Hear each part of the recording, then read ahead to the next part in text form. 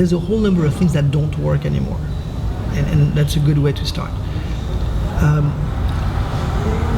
Running a brand by completely ignoring the consequences of what you do beyond just the relationship between consumers, quote unquote, and you, doesn't work anymore.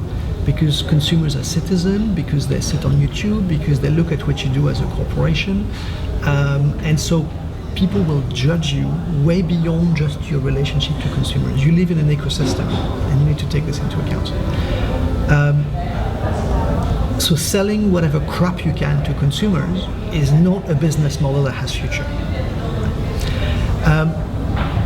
There's another thing which doesn't work, and that's the idea of doing good stuff to feel good and do good and look good, almost in atonement of what you do next door.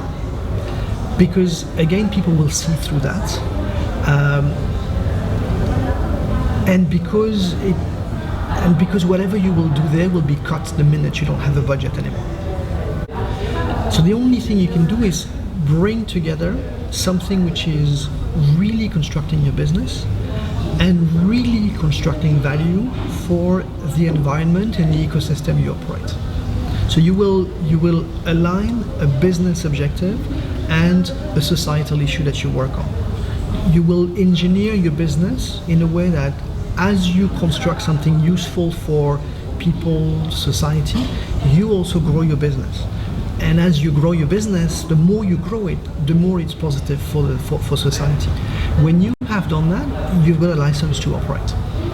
And you will have a license to operate for a long time. That's to me the only definition of sustainable business. It's business which everyone supports because you do a lot of good and you do good business. The challenge with that way to do business is that it changes everything.